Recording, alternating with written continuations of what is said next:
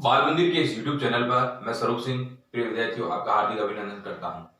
विद्यार्थियों, हम कक्षा 12वीं के अध्याय 9 को अनुबंध को पढ़ रहे थे। अनुबंध अधिनियम 1872 को हम लगातार पढ़ते आ रहे हैं और लगातार वीडियो मैं आपके सामने प्रेषित कर रहा हूं। जहां तक मैं समझता हूं कि आपने कई वीडियो को देखा भी होगा और समझा भी होगा। हमारा अनुबंध का जो वीडियो चल रहा था, इस प्रकार हम गैप से आपके सामने वीडियो लाते हैं, इसका एक बहुत बड़ा कारण है कि ताकि आप पुराने वीडियो को आराम से देखकर सुनिश्चित कर अपनी कॉपी में लिखें और उसको समझ सके। इसलिए विद्यार्थी हम आपको गैप देते हैं। अब तब आप कोविड-19 के तहत घर बैठे इस समय का सदुपयोग करोगे तो ये भविष्य में आपके लिए बहुत उपयोगी रहेगा। विद्यार्थी, हम अनुबंध अधिनियम 1872 में अनुबंध की कुछ शब्दावलियों को पढ़ रहे थे। लगभग हमने 8 से 10 शब्दावलियों को पढ़ा था। आज जो हमारी कुछ शब्दावली है उसके बारे में मैं वापस चर्चा करूंगा। विद्यार्थियों, ये शब्दावली मुख्य रूप से जब अब आपके दिमाग के अंदर सेट हो जाती है, ये बहुत ही उपयोगी रहती है।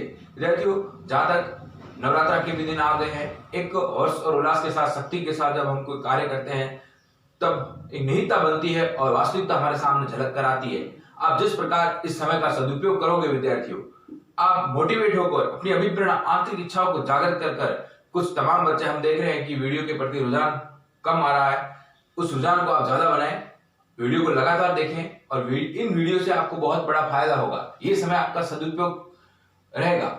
जहां तक मैं समझता हूं कि आप हर बात को समझने का ज्यादा प्रयास करें, वीडियो को पुनः देखें, बार बार देखें और अपनी कॉपी में लिखें। एक एक चीज आपकी समझ में आएगी। हमने पूरी मेहनत कर आप तक ये सामग्री पहुंचाने का प्रयास किया है और भी आगे करते रहेंगे। ऑफलाइन क्लासेस में भी सब कुछ करवाने का हम आपसे वादा भी करते हैं और पूरा करवा के आपको हर सामग्री उपलब्ध करवाएंगे। विद्यार्थियों, गौर करें तो अनुबंध अधिनियम शब्दावली से अगर हम कहें तो आज हमारा है अपरिवर्तनीय अनुबंध। विद्यार्थियों, नाम से क्या है? अपरिवर्तनीय।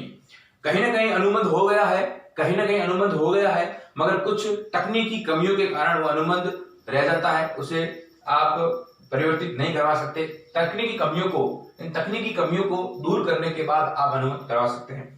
हर एक को मैं एक उदाहरण से समझाऊंगा। जैसे अपरिवर्तनीय अनुबंध कुछ तकनीकी कमियों के कारण, जैसे पहले एक अनुबंध मैं आपसे अगर बात कहूं कि जैसे कि मैं एक कंपनी हूं और मैंने सरकार के साथ अनुबंध किया, चुनाव चल रहे थे और चुनाव के दौरान मैंने सरकार के साथ अनुबंध किया और अनुबंध के दौरान ये बात आई कि चुनाव गर्मियों के मौसम में थे और मैंने कूलर लगाने की कोई व्यवस्था की। अब मैंने उन कूलरों को लगा तो दिया, बड़ी कॉलेज के अंदर चुनाव हो रहे थे, तमाम प्रकार के अधिकारी बैठे थे, उन कूलरों को लगाया और कुछ तकनीकी कमियों के कारण जैसे मैंने उन कूलरों की सही सुविधा नहीं दे पाया, कहीं कुछ कूलर खराब हो गए और उस दौरान उनको व्यवस्थित रूप से उन कूलरों का फायदा नहीं मिल पाया और नहीं सही ढंग से हवा नहीं आ पा रही थी। जिस प्रकार फिर हमारा एक ऑर्डर बना पैसों का और मैंने वो ऑर्डर गवर्नमेंट के सामने पेश किया तो गवर्नमेंट ने उसके अंदर टेक्निकल प्रॉब्लम डाल दी कि वास्तव में आपने जिस प्रकार सेवा प्रदान की उसमें कहीं ना कहीं कमी रही है और ये आपका एक बार ऑर्डर रुक जाता है। फिर उस तकनीकी कमियों को हमें सही करवाना पड़ता है और ऐसे कई भी ऐसे मैटर आते हैं जिस प्रकार हम सेवा प्रदान करते हैं, या फिर आपने कुछ ऐसी सेवा प्रदान की और उसमें जो आपने वर्क ऑर्डर निकाला, उस वर्क ऑर्डर में 200 कूलर बताने थे और वहां आपने 180 कूलर बताए, तो वहां भी एक तकनीकी प्रॉब्लम आ जाती है। सरकार उस तकनीकी प्रॉब्लम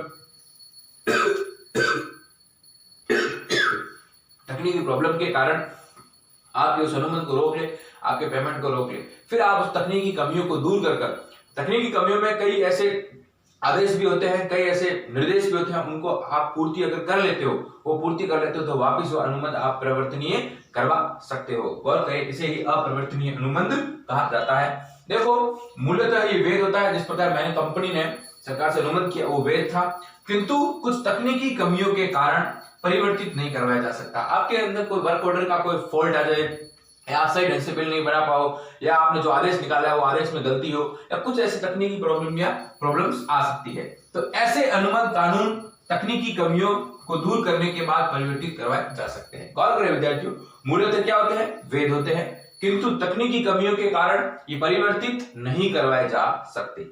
अच्छा, ऐसे अनुबंध कानून की जो तकनीकी कमियों को दूर करने के बाद इसे आप परिवर्तित करवा सकते हो। जो कानून की दृष्टि से जो कुछ भी आदेश है, निर्देश है, उन्हें आप अगर सही करवा रहे हो और आपसे जो भी कुछ वर्क ऑर्डर में मिस्टेक हुई है उन्हें अगर आप सही करवा रहे हो तो उन कानूनी तकनीकों को आप सही करवा रहे हो, उन कमियों को दूर करवा रहे हो। दूर करवाने के बाद आप परिवर्तित करवा सकते हैं। विद्यार्थियों, अगर साधारण उदाहरण देते, हम सरकार से कोई भी ऐसी छात्रवृत्ति की मांग करते हैं, हमने छात्रवृत्ति की मांग की हम उस छात्रवृत्ति के अधीन आते हैं। एक सिंपल सा उदाहरण है, और आपने उनसे मांग की, आपके बीच में अनुबंध हुआ, आपने फॉर्म भरा, आपने फॉर्म तो भर लिया, मगर आपके उस फॉर्म में आपके बीच में अनुबंध हो गया है, आपका फॉर्म सबमिट हो गया है, मगर उस फॉर्म में कहीं ना कहीं मिस्टेक है, आपके पास मूल निवास वहां का रहने का नहीं है, या फिर चरित्र प्रमाण पत्र नहीं है, आप जिस क्वालिफिकेशन के लिए अप्लाइड हो वो आपके पास क्वालिफिकेशन नहीं। जब उन चीजों का आप पूरा कर लेते हैं तो आपके और सरकार के बीच में अनुबंध वैध हो जाता है और वो परिवर्तित हो जाता है और आपको छात्रवृत्ति मिल जाती है। तो ऐसे कई डॉक्यूमेंट कागजी कार्रवाई होती है जो तकनीकी कमियों के कारण रुक जाती है, इसलिए जब वो तकनीकी कमियां पूरी हो जाती है तो अनुबंध वापस परिवर्तनीय होता है। इसे ही अपरिवर्तनीय अनुबंध कहा जाता है, जो वैध तो होता है मगर तकनीकी कमियों के कारण परिवर्तित नहीं होता है। ऐसे अनुबंधों को परिवर्तित करवाने के लिए आपको कानूनी तकनीकी कमियों को दूर करना होगा, यही अपरिवर्तनीय अनुबंध है। विद्यार्थी देखिए, अर्ध अनुबंध को समझने का प्रयास करें, पहले इसकी लैंग्वेज को समझें। ये अर्ध अनुबंध विद्यार्थियों ऐसे अनुबंध होते हैं जो दो साझेदार आपस में या फिर दो पक्षकारों के बीच में अनुबंध नहीं किए जाते हैं, बल्कि किसी के द्वारा या फिर तीसरे पक्षकार के द्वारा थोपे जाते हैं। इसका उदाहरण सुनना, इसको पहले समझिए। वह अनुबंध है जिसे पक्षकार वचनों को आपसी आदान प्रदान करके नहीं किया जाता। दो पक्षकार एक के सामने प्रस्ताव रखेगा, एक स्वीकृति देगा या वचनों का आपसी आदान प्रदान नहीं किया जाता, बल्कि कानून के द्वारा पक्षकारों पर थोपा जाता है। कानून इन पक्षकारों पर थोप देगी। देखिए, गौर करें, सुने।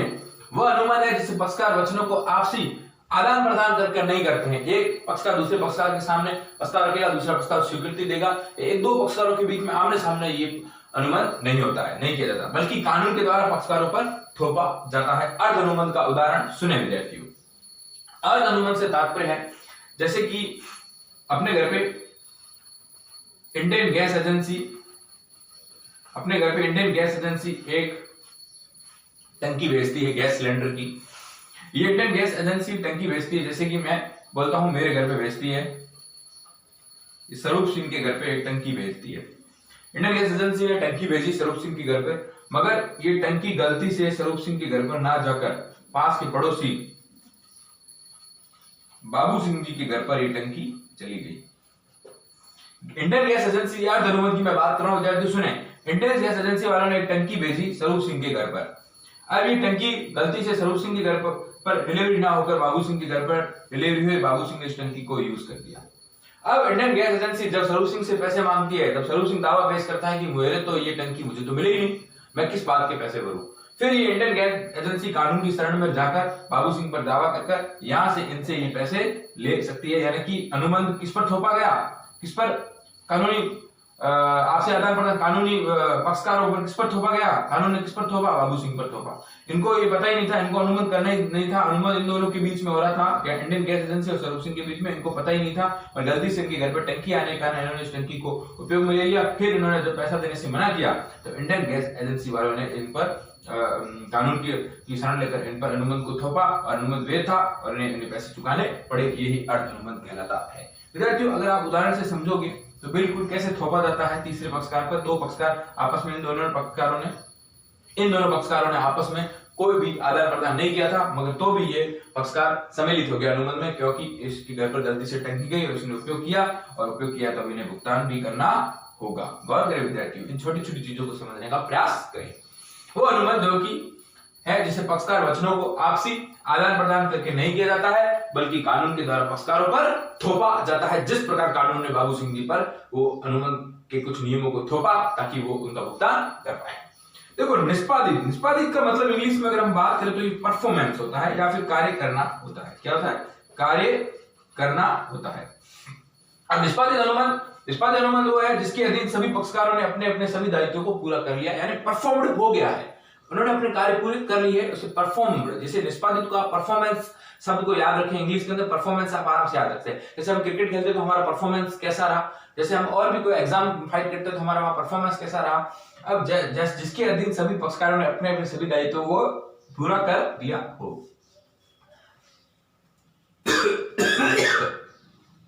तो गौर करें, निष्पादित यानी परफॉर्म, इससे जिसके अधीन सभी पक्षकारों ने अपने अपने सभी दायित्वों को पूरा कर दिया हो, वो निष्पादित अनुबंध है। विद्यार्थियों निष्पादनीय, ये निष्पादित यानी कि पूरा हो गया है, निष्पादनीय यानी कि अभी पूरा होना है, निष्पादनीय यानी कि चल रहा है, पूरा होना है, जिसके अधीन सभी पक्षकारों के अपने दायित्वों को पूरा करना भी बाकी है। देखो निष्पादित से तात्पर्य है कि अब सभी पक्षकारों ने अपने जो भी दायित्व है, जो भी कार्य है वो पूरे कर लिए है। मगर निष्पादनीय, गौर करें शब्द क्या है, निष्पादनीय जिसके अधीन सभी पक्षकारों को अभी अपने दायित्व पूरे करने बाकी है, जो भी बाकी शेष रह गए हैं वो निष्पादनीय अनुबंध कहलाते हैं। गौर करें इन दो शब्दावली को पास में रखकर याद करें ताकि दिमाग में सेट हो जाए। निष्पादित सभी पक्षकारों ने अपने दायित्व को पूरा कर लिया है, निष्पादनीय सभी पक्षकारों ने अभी अपने दायित्व करने बाकी है। द्विपक्षीय अनुबंध, विद्यार्थियों नाम से ही द्विपक्षीय अनुबंध है तो आप समझ सकते हैं वह है जिसमें दोनों ही पक्षकार वचनों का आदान प्रदान करते हैं, एक प्रस्ताव रखता है, दूसरा प्रस्ताव स्वीकार करता है और दोनों में वचनों का ठहराव का अनुबंध हो जाता है। आदान प्रदान करते हैं कर उन भविष्य में पूरा करने का ठहराव भी करते हैं। दूसरा एक प्रस्ताव रखता है, दूसरा प्रस्ताव ग्रहण करता है, वचन देते हैं और जो ही प्रस्ताव रखना और प्रस्ताव को ग्रहण करना ठहराव और ठहराव से वचन बनता है और वचन बनकर अपने आदान प्रदान करते हैं और उसे भविष्य में पूरा करने का वो वादा करते हैं, उसे द्विपक्षीय अनुबंध कहा जाता है। नाम से अगर आप समझ सकते हैं। अब अगले बिंदु है कुछ हम पढ़ने का प्रयास करेंगे। विद्यार्थियों लगातार इस वीडियो में बने रहे, यह आपके लिए बहुत ही उपयोगी होने वाला है वीडियो विद्यार्थियों।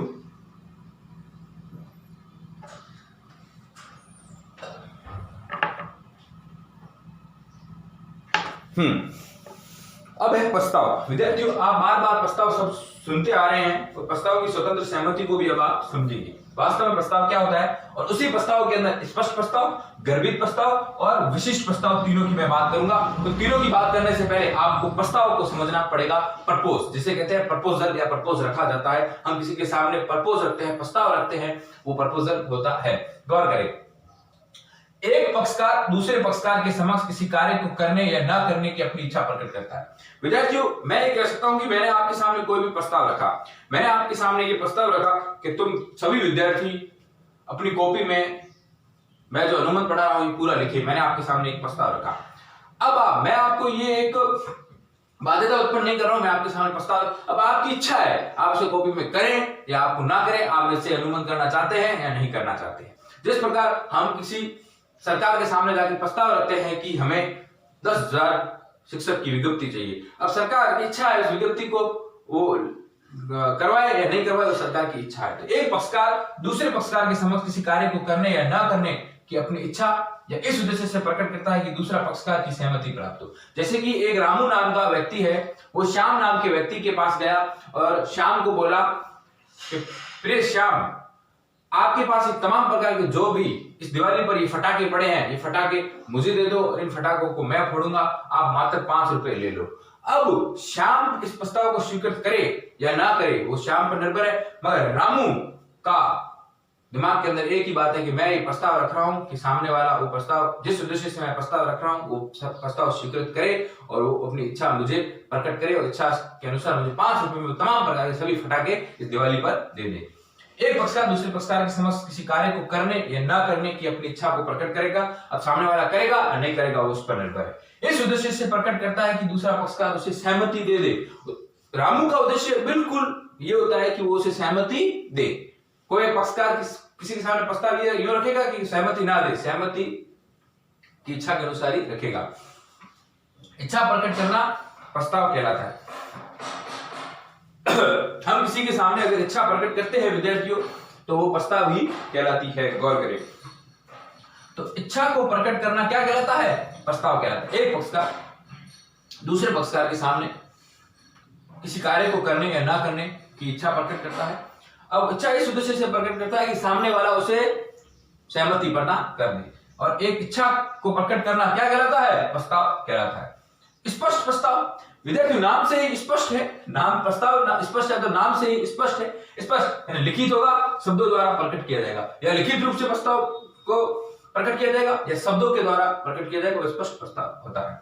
गर्भित प्रस्ताव कार्य या आचरण से के द्वारा प्रकट किया जाता है। मैंने आपको समझाया था, कार्य अपने कार्यों से या फिर एक आचरण जो उसका आचरण है, ढंग ढाल है, उस ढंग ढाल से ये प्रस्ताव होता है। गर्भित प्रस्ताव है, इसमें लिखित नहीं होता और शब्दों से नहीं होता, ये आचरण से।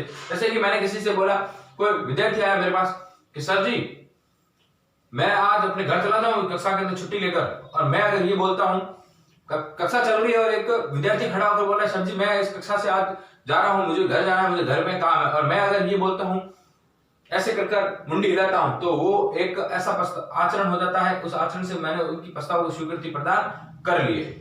मैंने ऐसे किया है कि हाँ आप जा सकते हैं। देखो मुंडी हिलाने ऐसे ऐसे करता तो नहीं, ऐसे किया तो जा सकते हैं। वो एक आचरण से उस सामने वाले को पता चल गया कि वास्तव में मुझे स्वीकृति प्रदान कर ली है। यानी कार्यों से या फिर आचरण से गर्भित प्रस्ताव कहलाता है। विशिष्ट प्रस्ताव यानी विशिष्ट नाम है किसी व्यक्ति विशेष के लिए, एक व्यक्ति विशेष के लिए किया जाए कोई भी एक कार्य जो व्यक्ति विशेष पर्टिकुलरली किसी व्यक्ति विशेष के लिए किया जाए वो विशिष्ट प्रस्ताव होता है। इस प्रकार हमने 3 प्रस्तावों को पढ़ा, स्पष्ट प्रस्ताव, गर्भित प्रस्ताव और विशिष्ट प्रस्ताव। अंत रूप से अगर हम कहें तो स्वतंत्र सहमति। आज हमारे 18 शब्दावली हो जाएगी, कुल मिला के 40 से 42 है। अगले 2 वीडियो के अंदर ये शब्दावली पूरी हो जाएगी अनुबंध अधिनियम की, और शब्दावली पूरी होने के साथ साथ ये हमारा अध्याय भी पूरा हो जाएगा। इसे आप कॉपी में लिखिए और पूरा अध्याय लिखने का प्रयास करें, फिर हमारे अनुबंध अधिनियम के प्रावधान। और तब तक भी हम जहां तक समझते हैं कि ईश्वर की कृपा से हमारी स्कूलें और सरकार की गाइडलाइन के द्वारा हमारी स्कूलें खुल जाएगी, फिर हम ऑफलाइन में भी पढ़ने का प्रयास करेंगे। स्वतंत्र सहमति। देखो विद्यार्थी, स्वतंत्र सहमति से क्या मतलब है? सहमति तब स्वतंत्र मानी जाती है जब सहमति निम्न बातों से प्रभावित नहीं होती। हमने किसी के सामने प्रस्ताव रखा और वो अगर हमें प्रस्ताव को स्वीकृत करके सहमति प्रदान कर रहा है तो सहमति तब स्वतंत्र मानी जाएगी। सहमति तब स्वतंत्र मानी जाती है जब सहमति निम्न बातें, यानी हम जो कुछ बातें करेंगे उनसे वो प्रभावित नहीं होनी चाहिए, उसके अनुसार वो सहमति नहीं दी होनी चाहिए। वो है उत्पीड़न, अनुचित प्रभाव। हम किसी को उत्पीड़न, किसी को तंग कर, किसी के ऊपर ज्यादा जोर डालकर, किसी को ऐसे अनुचित प्रभाव यानी कि जो उचित नहीं हो, अनुचित चीजें कर हम उससे स्वीकृति लेते हैं, या फिर मिथ्या वर्णन, झूठ बोलकर, या फिर गलती से किसी को बेचारा स्वीकृति प्रदान कर देता है, तो ये स्वतंत्र सहमति नहीं कहलाती। इन 4 बातें हैं, इनकी अलग अलग धाराओं से भी हम इसे पढ़ने का प्रयास करेंगे। ये स्वतंत्र सहमति नहीं कहलाएगी, और स्वतंत्र सहमति निम्न बातों से प्रभावित होती है, और अगर ये निम्न बातें है तो ये स्वतंत्र सहमति नहीं है, अगर निम्न बातें नहीं है तो स्वतंत्र सहमति है। कौन कौन सी बातें? उत्पीड़न, अनुचित प्रभाव, कैसा? अनुचित प्रभाव, कपट, मिथ्या वर्णन और गलती। इस प्रकार विद्यार्थियों हमने आज तमाम प्रकार के कुछ बिंदुओं को पढ़ा। कल हमारी और ऐसे अनुबंध की शब्दावलियों के सामने मैं आपके सामने और वीडियो लेकर आऊंगा। धन्यवाद विद्यार्थियों।